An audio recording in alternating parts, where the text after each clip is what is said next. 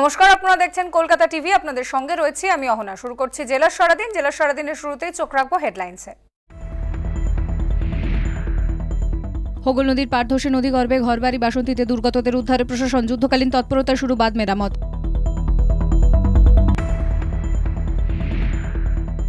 ধরা পড়ল ঝাড়গ্রাম চিড়িয়াখানার নিখোঁজ লেপার, ডিয়ার পার্কে ঝোপের মধ্যে হদিশ, স্বস্তিতে কর্তৃপক্ষ সহ এলাকার মানুষ।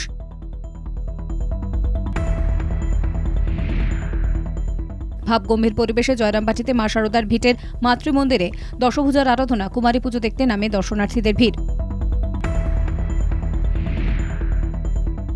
400 বছরের পুরনো হাওড়ার বালির বুড়িমার দুর্গা পুজোর দিনে চৈতন্যপাড়ায় মানুষের ঢল, সপ্তমীতে কুমারী পুজো।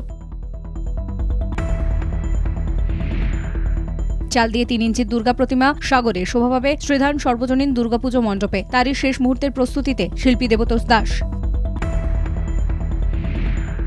বাঁকুড়ার 2 শিল্পীর হাতের জাদুতে দুর্গামূর্তি স্টোনচিপস দিয়ে ওন্দার অঙ্কুর সামন্ত ছৌ শিল্পের আদলে মূর্তি তৈরিতে ভগতপাড়ার অর্পিতা সরকার। 158 বছরের বিজ্ঞানী সাহিত্যিক রমেন্দ্র সুন্দর ত্রিবেদীর বাড়ির পুজোর দিনে কান্দির বাড়িতে হাজির হন ছড়িয়ে ছিটিয়ে থাকা আত্মীয় পরিজন। সময় এখন ছোট্ট একটা বিরতির, সঙ্গে থাকুন। পারধসে নদী গর্ভে একাধিক ঘরবাড়ি চলে গিয়েছে দক্ষিণ 24 পরগনার বাসন্তীতে। শুক্রবার ভোরে রাধাবল্লভপুরে হোগল নদীর প্রবল ধস নামে। কিছু বুঝে ওঠার আগেই একের পর এক বাড়ি নদী গর্ভে চলে যায়। জিনিসপত্র ফেলে রেখে আতঙ্কিত মানুষজন ঘর থেকে বেরিয়ে যান। এলাকায় আতঙ্ক ছড়ালে নদী তীরবর্তী লাগোয়া অনেককেই নিরাপদ আশ্রয়ে নিয়ে যাওয়া হয়। স্থানীয় সূত্রে খবর, এদিন ভোরে হোগল নদীতে কোটাল আসে এবং হঠাৎই প্রবল ধস নামে। তীরবর্তী 15 থেকে 20টি বাড়ি নদী গর্ভে ভেসে যায়। ধসের মধ্যে থেকেই শেষ সম্বলটুকু খুঁজতে মরিয়া হয়ে ওঠেন পরিবারের সদস্যরা। খবর পেয়ে দুর্গতদের উদ্ধারের জন্য ঘটনাস্থলে যান বাসন্তীর বিডিও সৌগত সাহা সহ প্রশাসনের আধিকারিকরা। তীরবর্তী মানুষকে নিরাপদ স্থানে সরিয়ে নিয়ে যাওয়ার পাশাপাশি যুদ্ধকালীন তৎপরতায় নদী বাঁধ মেরামতের কাজ শুরু করেছে প্রশাসন।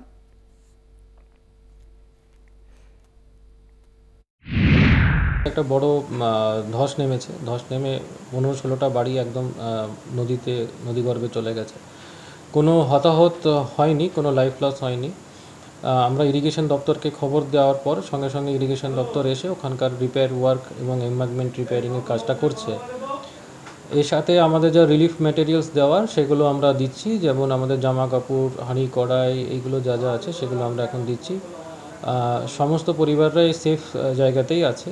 কিছু গ্রুয়েল কিচেনও শুরু করেছি, খাওয়া দাওয়ার ব্যবস্থা ওদের জন্য করে দিচ্ছি।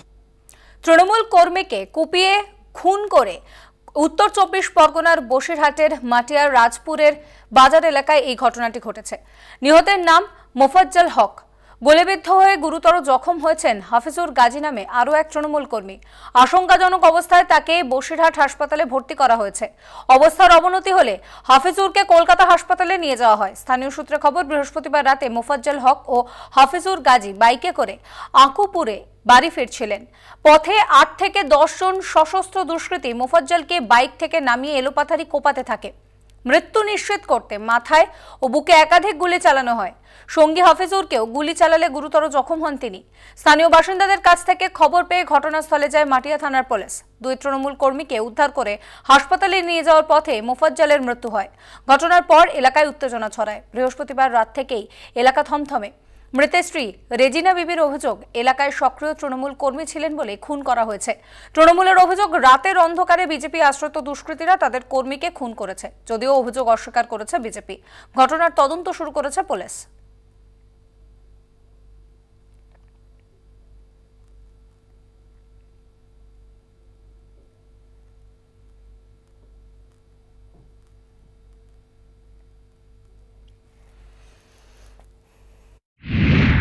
ওখানে যেসব পাবলিক, আশেপাশে যেসব জনগণ, তাদের কাছে শুনলাম, আমরা তো ওখানে ছিলাম না। ওখানে পুলিশের গাড়ি যখনই কাজ হচ্ছে স্পটে, তখন কিছু দূর আগে এক গাড়ি পুলিশ ছিল। একটা লোক বুড়ো গিয়ে বলছে, এখানে আপনাদের এখানে পুলিশের গাড়ি দাঁড়িয়ে আছে, তো এখানে কাজ হচ্ছে, কাকে যেন কারা মারছে। তা আপনারা, ওরা এসে কি করলো, দেখলো যে ওরা এসে সঙ্গে সঙ্গে ওরা ডেড বডিটা তুলে নিল। যে জায়গায় দাঁড়িয়ে ঘটনা বাড়ি যাওয়ার পথে ওকে রাস্তাতেই অ্যাটাক করে গুলি করে খুন করা হয়েছে। ওর সাথে যে ছিল সেও আহত হয়েছে, হসপিটালাইজড হয়ে আছে। এইরকম একটা পরিস্থিতির মধ্যে দিয়ে আমরা আমাদের মনে হচ্ছে যেহেতু এটা ও আস্তে আস্তে মানুষের পরিষেবা দিচ্ছিল এবং আমাদের দলীয় এটা ওখানে কংক্রিট হচ্ছিল, সেই জায়গায় দাঁড়িয়ে হয়তো আগামী দিনের বিজেপি হয়তো আতঙ্কিত বিষয়টা নিয়ে, সেটা হতে পারে।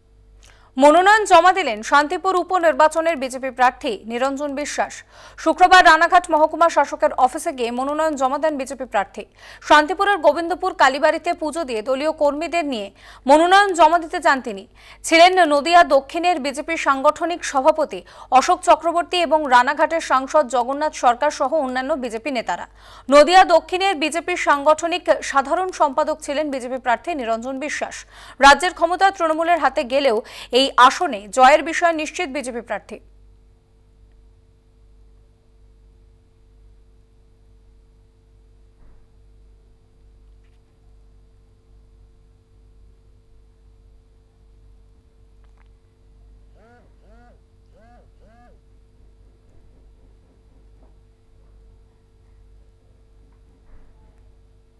অবশেষে ধরা পড়ল ঝাড়গ্রাম মিনি চিড়িয়াখানার লেপার্ড। স্বস্তিতে কর্তৃপক্ষ সহ চিড়িয়াখানা লাগোয়া এলাকার মানুষজন। চিড়িয়াখানা চত্বরে লেপার্ডটিকে পাওয়া গিয়েছে। বৃহস্পতিবার সন্ধ্যায় ঝাড়গ্রামের ডিয়ার পার্ক থেকে খাঁচা ভেঙে পালিয়ে যায় লেপার্ডটি। সিসিটিভি এড়িয়ে কিভাবে সেটি পালিয়ে গেল তা নিয়ে শুরু হয়েছে জোর জল্পনা। চরম আতঙ্ক ছড়িয়ে পড়ে চিড়িয়াখানা লাগোয়া গ্রামের মানুষের মধ্যে। উদ্বেগ বাড়ে চিড়িয়াখানার কর্তৃপক্ষ সহ এলাকার বাইরে থাকা পুলিশ লাইনে। সকলকে সতর্ক করতে রাতেই বন দফতরের কর্মীরা মাইকে প্রচার শুরু করেন। বৃহস্পতিবার সারা রাত ধরে লেপার্ডের খোঁজ চালিয়েও কোনো হদিশ পাননি বনকর্মীরা। শুক্রবার সকালে ফের তল্লাশি শুরু হলে ডিয়ার পার্কে এক ঝোপের মধ্যে লেপার্ডটিকে দেখতে পান চিড়িয়াখানার এক কর্মী। খবর পেয়ে চিড়িয়াখানায় যান বন দফতরের আধিকারিকরা। দীর্ঘক্ষণের প্রচেষ্টায় খাঁচাবন্দি হয় লেপার্ডটি।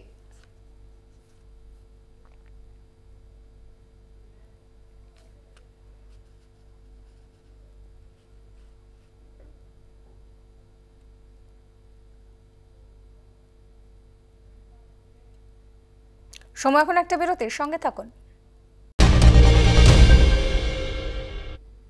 হাতের হামলা থেকে রক্ষা পেতে এলাকাবাসীকে টর্চ বিলি করা হলো জলপাইগুড়ির মেটেলির খারিয়া বন্দরে। হাতি বা অন্য কোনো জীবজন্তুর হামলার ঘটনা এক প্রকার নিত্য সঙ্গী হয়ে উঠেছে ডুয়ার্সের বিভিন্ন জঙ্গল লাগোয়া মানুষের কাছে। রাতের অন্ধকারে যাতায়াতের সময় বন্যপ্রাণীদের হাতে হামলার শিকার হওয়ার খবর প্রায়ই প্রকাশ্যে আসে। এমনকি অনেকের মৃত্যুও হয়েছে। বাসিন্দাদের নিরাপত্তার কথা ভেবে শুক্রবার খারিয়া বন্দর জঙ্গল এলাকার ৩০ জনকে টর্চ লাইট বিলি করল ভয়েস ফর এশিয়ান সোসাইটি নামে এক সংস্থা। অনুষ্ঠানে উপস্থিত ছিলেন খুনিয়া স্কোয়াডের রেঞ্জার সহ অন্যান্যরা। উদ্যোক্তারা জানিয়েছেন, রাতের অন্ধকারে গ্রামবাসীরা টর্চের আলোয় সহজেই বন্যপ্রাণীদের দেখে পালিয়ে যেতে বাঁচবেন।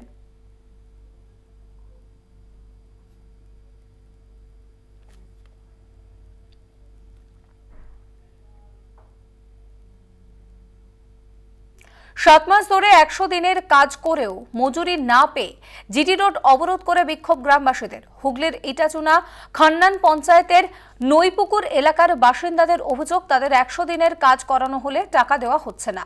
পঞ্চায়েতের কাছে বারবার জানানো হলেও কোনো সুরাহা হয়নি বলে অভিযোগ।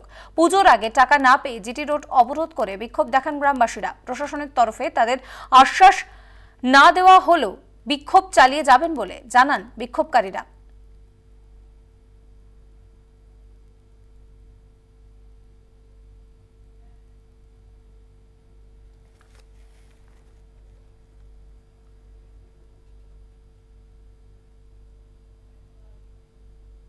রাষ্ট্রায়ত্ত ব্যাংকের ভল্ট থেকে প্রায় ৩৩ লক্ষ টাকা গায়েবের অভিযোগ বসিরহাটের হারোয়া থানার মাঝের পাড়ায়। ব্যাংক ম্যানেজারের অভিযোগের ভিত্তিতে ক্যাশিয়ারকে গ্রেফতার করা হয়েছে। রাষ্ট্রায়ত্ত ব্যাংক সূত্রে খবর, বৃহস্পতিবার ব্যাংকের ম্যানেজার উজ্জ্বল পাত্র হিসেবের গরমিল দেখেন। গত এক মাসে প্রায় ৩৩ লক্ষ টাকা গায়েব হয়েছে বলে দেখেন তিনি। ব্যাংকের ক্যাশিয়ার সৌমিক মল্লিককে এই বিষয়ে জানাতে চাইলে তিনি হিসেব দেখতে পারেননি। এরপরই ক্যাশিয়ারের বিরুদ্ধে হারোয়া থানায় অভিযোগ দায়ের করেন ম্যানেজার। ঘটনার তদন্তে নেমে শুক্রবার ভোররাতে বাগুইয়াটি কেষ্টপুরের বাড়ি থেকে সৌমিককে গ্রেফতার করেছে পুলিশ। ঘটনায় চাঞ্চল্য ছড়িয়েছে এলাকায়। এর সঙ্গে ব্যাংকের কোনো কর্মী যুক্ত রয়েছেন কিনা তার তদন্ত শুরু হয়েছে।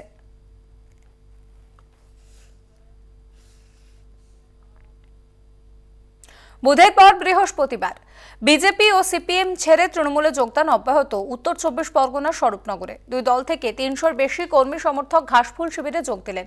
বৃহস্পতিবার রাতে হাকিমপুরে তৃণমূলে যোগদান কর্মসূচিতে দলত্যাগীদের হাতে তৃণমূলের পতাকা তুলে দেন স্বরূপনগরের বিধায়ক বীণা মণ্ডল। অনুষ্ঠানে উপস্থিত ছিলেন রমেন সর্দার সহ তৃণমূলের অন্যান্য নেতাকর্মীরা। দলত্যাগীরা জানিয়েছেন পুরনো দলে ঠিকমতো কাজ করতে না পারার পাশাপাশি সম্মানও পাচ্ছিলেন না তারা। পাশাপাশি রাজ্যের উন্নয়নের শরিক হতেই ঘাসফুল শিবিরে যোগ দিয়েছেন। স্বরূপনগরের বিধায়ক বীণা মণ্ডলের দাবি, পঞ্চায়েত নির্বাচনে আগের দলীয় সংগঠন আরও বেশি শক্তিশালী হলো।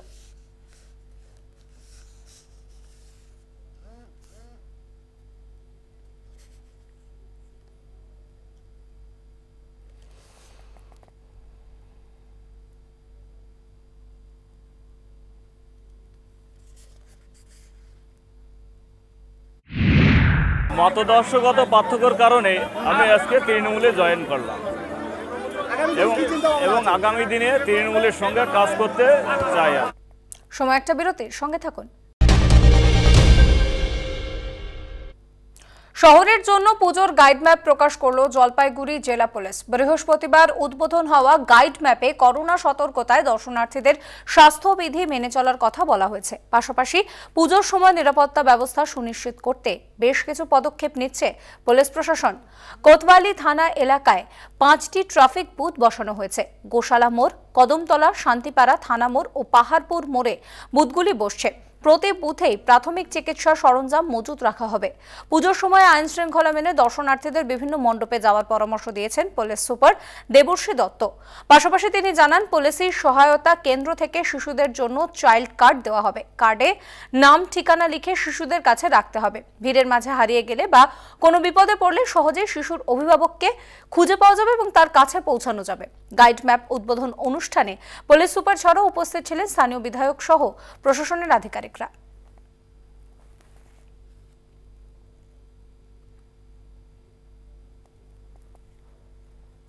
দুর্গাপুজো উপলক্ষে আমাদের যে পূজা গাইড ম্যাপ তা উদ্বোধন হলো এবং এই অনুষ্ঠানে আমাদের স্থানীয় প্রশাসন তথা পৌরসভার যারা অথরিটি তারা ছিলেন, ফায়ার ব্রিগেডের লোকেরা ছিলেন। আমরা আশা করছি এই যে ট্রাফিক গাইডলাইন আছে সেটা আমরা সবাইকেই মেনে চলতে বলবো এবং লোকে জানতেও পারবেন যে কোন রাস্তা দিয়ে যাওয়া যাবে, কোন রাস্তা দিয়ে যাওয়া যাবে না। এবং এই গাইডলাইন লোকে যদি পুজোর সময় মেনে চলেন তাহলে লোকে সুষ্ঠুভাবে, সুন্দরভাবে প্রতিমা দর্শন করতে পারবে।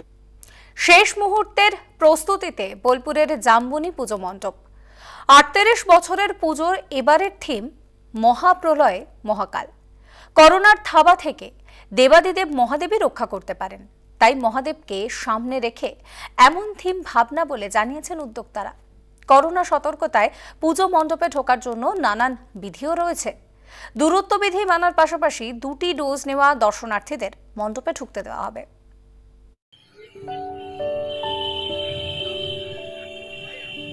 মহাপ্রলয়ে মহাকাল। যখনই পৃথিবীতে মহাপ্রলয় নেমে এসেছে তখনই বিভিন্ন দেবদেবীরা মহাদেব অর্থাৎ শিবের শরণাপন্ন হয়েছে। জামবনি সার্বজনীন দুর্গাপুজো সমিতি এই পুজো মণ্ডপে ঠিক সেরকমই একটি থিম তারা ফুটিয়ে তুলেছেন। তার কারণ বিগত কয়েক বছর ধরে গোটা পৃথিবী জুড়ে যেভাবে করোনা গ্রাস করেছে, সাধারণ মানুষের প্রাণ কেড়ে নিয়েছে, অর্ধাহারে কাটিয়েছে অসংখ্য মানুষ। তাই এই করোনা আবহ কিভাবে এই সমাজ ব্যবস্থা থেকে, পৃথিবী থেকে মুক্ত হয়, তাই জামবনি সার্বজনীন দুর্গাপুজো সমিতি তাদের পুজো মণ্ডপে ফুটিয়ে তুলেছেন সবচেয়ে বেশি আকর্ষণ বা তাৎপর্যপূর্ণ উল্লেখযোগ্যভাবে তারা ফুটিয়ে তুলেছেন সেটি হচ্ছে মহাদেব অর্থাৎ শিব। এবছর আমাদের পুজোর থিম হচ্ছে মহাপ্রলয়ে মহাকাল। তাই আমাদের প্যান্ডেলটাই একটা বার্তা বয়ে দেয় যে আমরা করোনাকে প্রতিরোধ করার জন্য দেবাদিদেব মহাদেব শিবের আরাধনা করছি।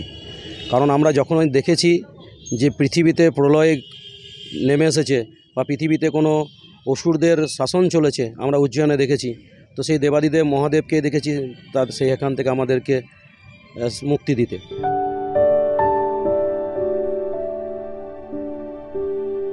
শিবকে সামনে রেখে যাতে শিবের কে প্রাধান্য দিয়ে যাতে শিবই যাতে এই মহাপ্রলয় থেকে পৃথিবীকে রক্ষা করে, সেই চিত্রই কিন্তু এই বোলপুরের পুজো মণ্ডপে ফুটে উঠছে। বীরভূমের বোলপুর থেকে মনা বীরবংশী, কলকাতা টিভি। পিতৃপক্ষ শেষে চলছে দেবীপক্ষ, হাতে আর মাত্র কটা দিন, তাই গোটা বাংলা মেতে উঠবে উমার আরাধনায়। তারই প্রস্তুতিতে চরম ব্যস্ততায় বারোয়ারি পুজো উদ্যোক্তাদের। জোর কদমে চলছে মণ্ডপ সজ্জার কাজ। বিভিন্ন থিমে সেজে উঠেছে সেসব মণ্ডপ। তেমনই ছবি ধরা পড়ল দুর্গাপুরের এক বারোয়ারি পুজোয়।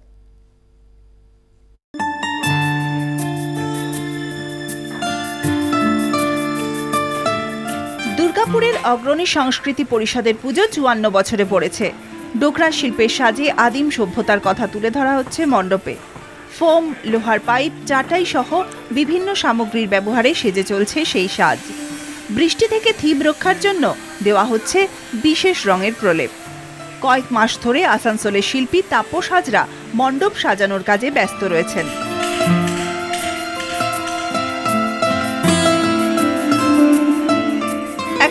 বছরে পা দিয়েছে দুর্গাপুরের মার্কনি দক্ষিণ পল্লীর পুজো।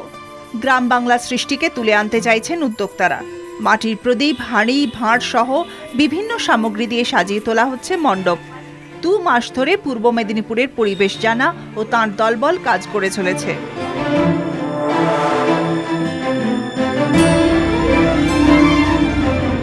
দুর্গাপুরের বুদ্ধবিহারে দুর্গোৎসব সম্মিলনের ৩১ বছরের পুজোর থিম করোনা মহামারী। লকডাউন থেকে আনলক, নানা তথ্য ছবির মাধ্যমে তুলে ধরা হচ্ছে মণ্ডপে। থাকছে পরিযায়ী শ্রমিকদের নানা কাহিনী। প্রতিমাতে ফুটিয়ে তোলা হচ্ছে করোনার সতর্কতা। সন্তানকে রক্ষা করতে শিশুদের আঁকড়ে ধরে রয়েছেন মা। কাগজ, পাটকাঠি ও মুখোশ ব্যবহার রয়েছে মণ্ডপে।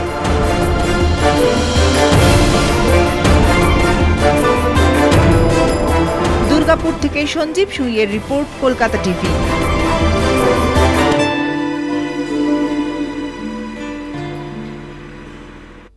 সময় একটা বিরতির সঙ্গে থাকুন।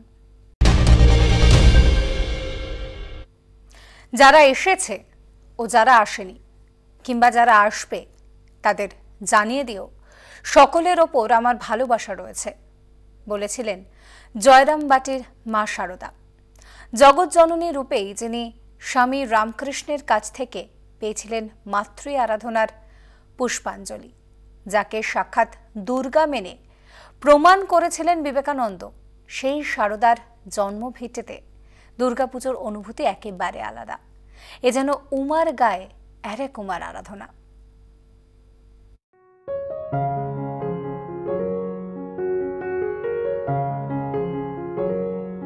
কালের নিয়মে জয়রামবাটি এখন অনেকটাই বদলেছে, কিন্তু ১৮৫৩ সালে যে সময় রামচন্দ্র মুখোপাধ্যায় ও শ্যামাসুন্দরী দেবীর মাটির ঘর আলো করে ক্ষেমংকরীর জন্ম হয়েছিল, তখন জয়রামবাটি ছিল কার্যত এক অজগাঁ।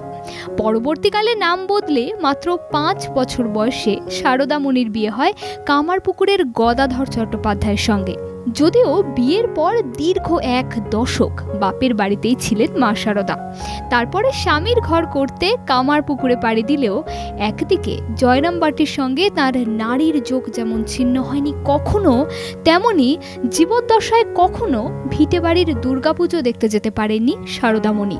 কারণ ১৯২০ সালে তার দেহরক্ষার ৫ বছর পরে জয়রামবাটিতে শুরু হয় মা দুর্গার আরাধনা।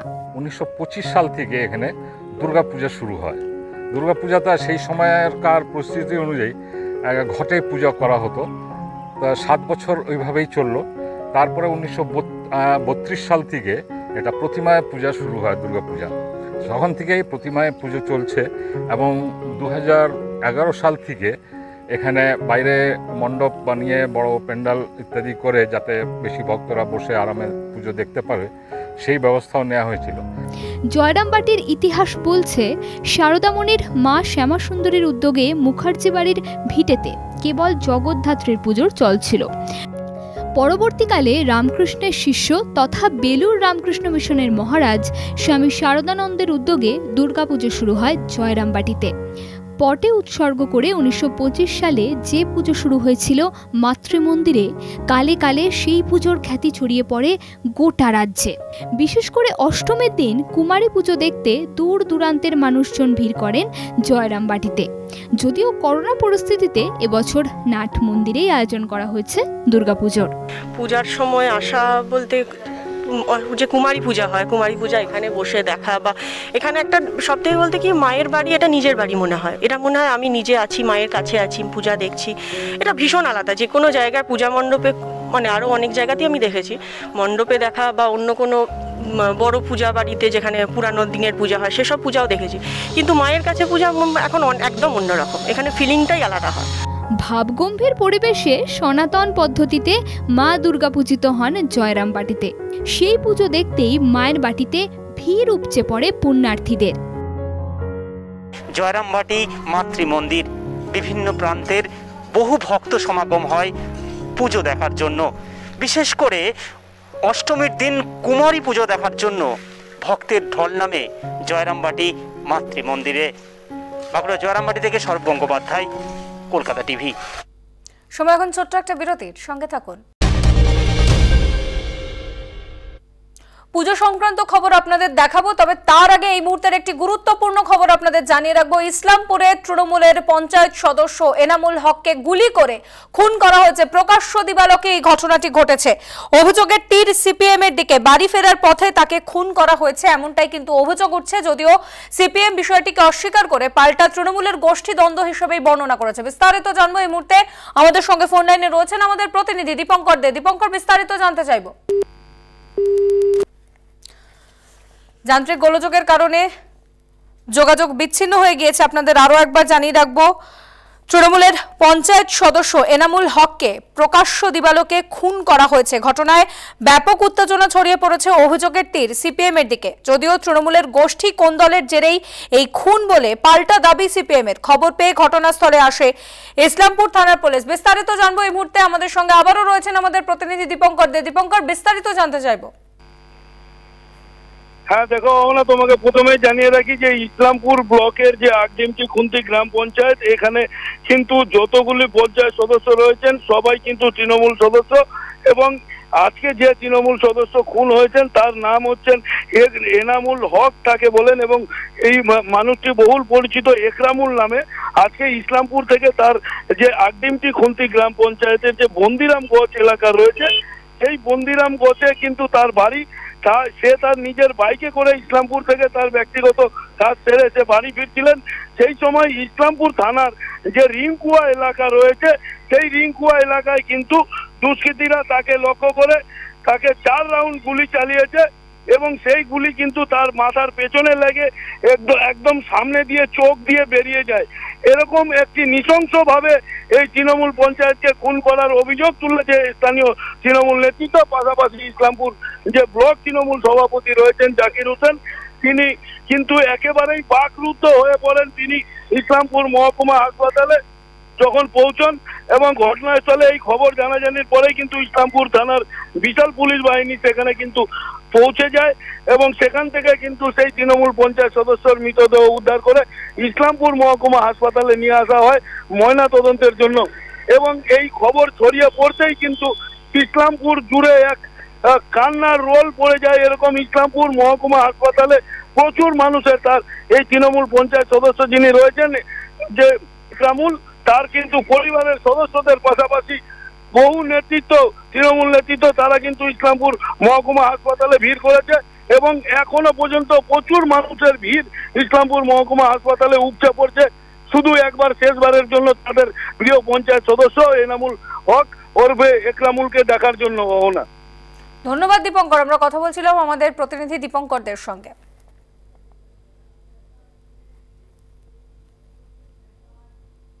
সময় এখন আরো একটা ছোট্ট বিরতির, সঙ্গে থাকুন।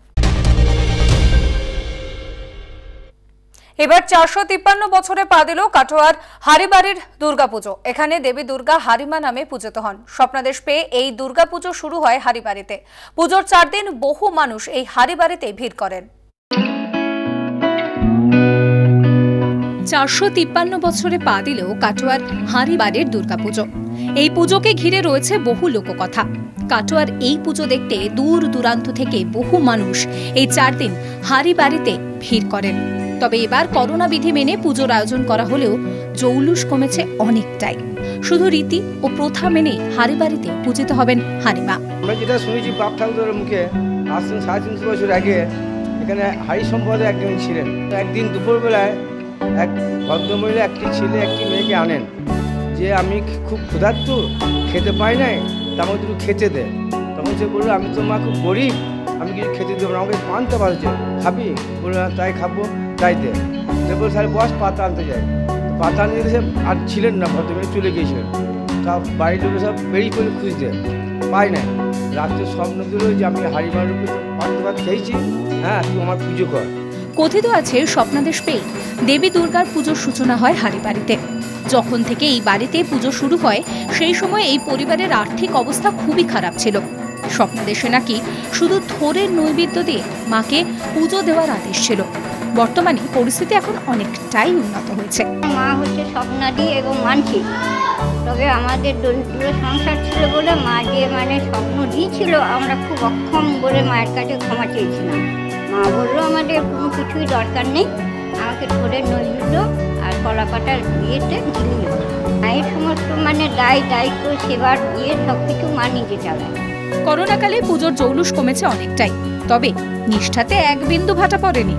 এই মায়ের কাছে মনস্কামনা করলেই তা পূরণ হয়, এমনই অভিমত গ্রামবাসীদের। তাই করোনাকালেও হারিমাকে বরণ করে নিতে দিন গুনছেন সকলে। কাটোয়া থেকে চন্দন সেনগুপ্তের রিপোর্ট, কলকাতা টিভি। চাল দিয়ে 3 ইঞ্চির দুর্গা প্রতিমা বানিয়ে প্রশংসা কুড়াচ্ছেন দক্ষিণ 24 পরগনার সাগরের শিল্পী দেবতোষ দাস। তার তৈরি এই প্রতিমা এবার শোভা পাবে শ্রীধাম সর্বজনীন দুর্গা উৎসব সেবা সমিতির মণ্ডপে। শেষ মুহূর্তের প্রস্তুতি একেবারে তুঙ্গে।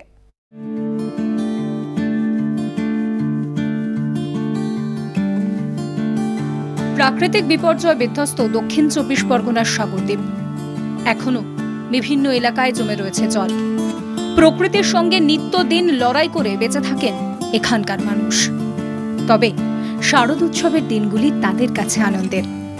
সুন্দরবনের এই দ্বীপাঞ্চলে গত 41 বছর ধরে দুর্গাপুজোর আয়োজন করে আসছে সাগরের শ্রীধাম সর্বজনীন দুর্গা উৎসব সেবা সমিতি। পুজো মণ্ডপের কাজও চলছে জোর কদমে। তাদের এবারের থিম লক্ষ্মীর ভান্ডার। তবে এবারে মূল আকর্ষণ 3 ইঞ্চির চাল দিয়ে তৈরি দেবী মূর্তি।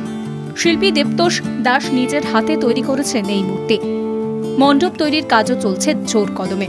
এত করোনা ভাইরাসে 2 বছর মানুষের লকডাউনে মানুষ জর্জরিত এবং আর্থিকভাবে যেভাবে ক্ষতি হয়েছে মানুষের, সেইটা যাতে মায়ের দ্বারা বিনাশ হয়ে যায়, অশুভ শক্তির বিনাশ হয়ে শুভ শক্তির উদ্ঘাটন ঘটে এবং সেই রূপে করোনাসুর তৈরি করেছি। করোনাসুরকে বধ করবে দেবী দুর্গা মহামায়া। করোনার জেরে কলকাতা হাইকোর্টের নির্দেশ মেনে হচ্ছে এবারের পুজোর আয়োজন, এমনটাই জানিয়েছেন উদ্যোক্তারা। পুজোর দিনগুলিতে রাজ্য সরকারের নানান সামাজিক প্রকল্পগুলি নিয়ে একটি প্রদর্শনীরও আয়োজন করা হবে। শরৎ তোমার অরুণ আলোর অঞ্জলি দানে, মহামারী করোনা ভাইরাসের পরাক্রমে, মানব সভ্যতার পরিত্রাণে, ইয়াস আমফানের মতো সাইক্লোনের তার করাল গ্রাসকে ধ্বংস করার জন্যে দেবী মহামায়ার আরাধনা করতে চলেছি।